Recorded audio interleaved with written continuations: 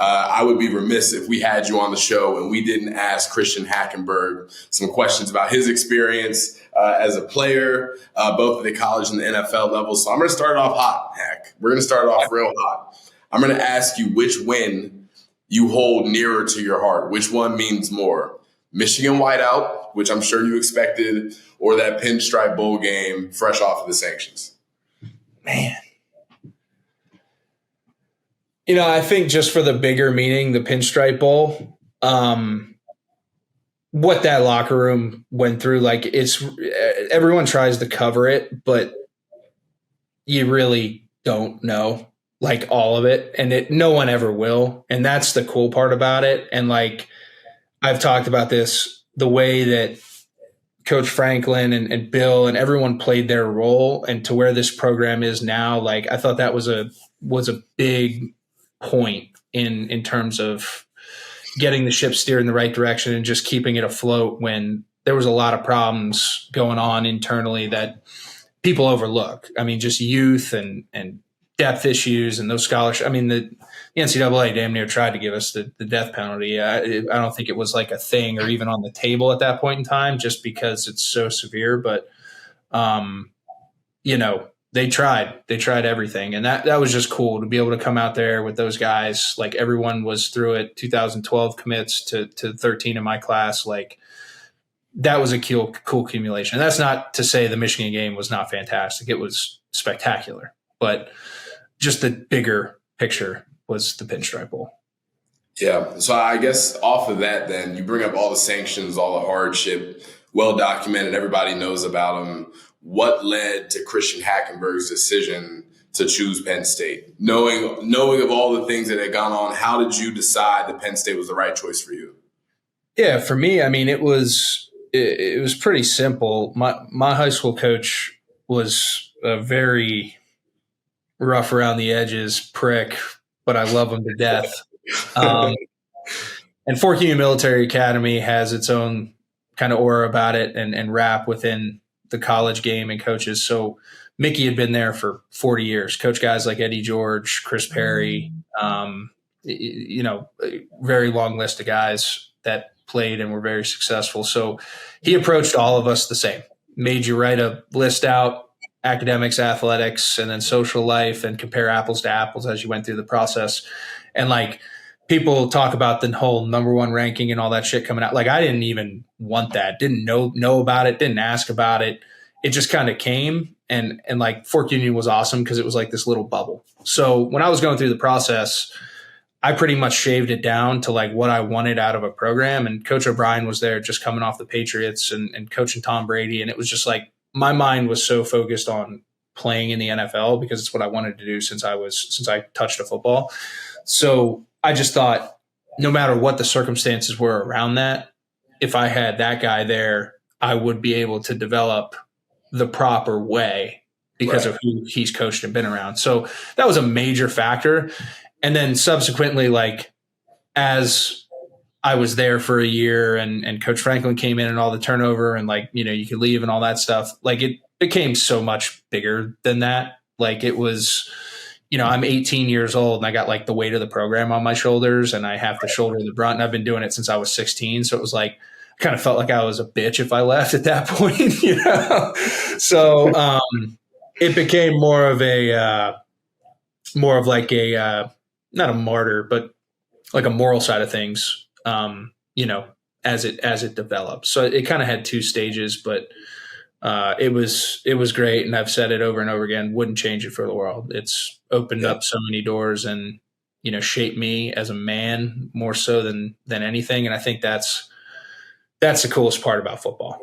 Everyone's journey is different. The journey is what it is, but sports is the greatest teacher of life, and football specifically is the greatest team sport ever created, and also the greatest teacher of life out of all the sports. So, a very unique, tough experience at a very early age is boded well for me, outside of football, which is the biggest and most important thing there is. Yeah, you bring up a ton of good points. Number one, you're right. Football, college football, Penn State football. If you're going to do one thing, you're going to learn how to swim. You're going to learn how to be a man and go about your business and handle adversity. And I do think that's one of the huge positives.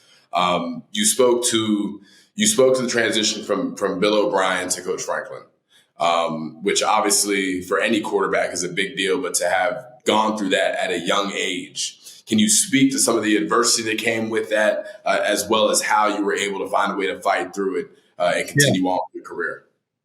Yeah, it was so it was so seismic, not just for me, but I think the entire locker room, because of the way that Bill handled things and Coach Franklin handled things.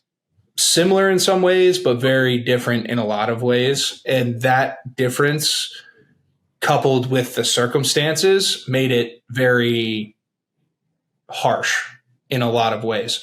And I heard Coach talk about it too when Adam interviewed him. Like, he wishes he spent more time with the locker room. I think the locker room felt that way. I think the locker room wishes they did more things to like try to get him to do that. So like, hindsight's always 20/20, bro. But it was just different. And I've always said that, like, that's the easiest way to explain it. And there was so much other shit going on, like administration, turnover, alignment there, that ultimately leads to a successful program that Coach had to deal with. So it was like everyone was juggling a lot of balls and everyone was wearing a lot of different hats. And for me, like, that's kind of what my last 2 years at Penn State was about. Like, I didn't have a ton of time to like focus on me and my development. I kind of just had to do what I had to do and help patch the gaps and get it going. And I think a lot of us were doing that. And that's what I think so spectacular about the whole thing, is that never had a losing season in that entire stretch. Did it wear me down mentally? 1,000%. Did it affect the long term? Probably, from a football standpoint, 1,000%. But again, just being able to do it at a place like that and then reap the benefits as a letterman and alumni now, and guys like you now coming out, like, the character of guys hasn't changed, the drive of guys haven't changed, and the seismic drop that everyone expected from the program never happened. Right. And not just me, but everybody played a role in that. And I think that's the dopest part about it. And the change was very different and harsh for the locker room, but good in terms of getting the program to the next phase of being a national championship contender. Listen up. Are you paying too much for health insurance? Are you tired of reading these long, extensive policies the health insurance companies put out? Meet Patrick Mowdy of Mowdy Health. He's a Penn State letterman. Patrick leverages years of experience to offer customized insurance solutions. Those solutions help you develop a coverage game plan to cover the safety and well-being of you and your family. Mowdy Health. One broker. Endless solutions. No doubt about it. And I think it's so cool. I don't think there are a lot of places, if any, that could go through the turmoil that Penn State football went through, have a core group of guys like yourself and that group that you played with that kind of put the program on your back, and carry it to the next phase, to the Coach Franklin era. And obviously they've been able to accomplish some impressive things since then. It doesn't happen like that everywhere. Everywhere's culture is not that strong. The tradition is not that strong.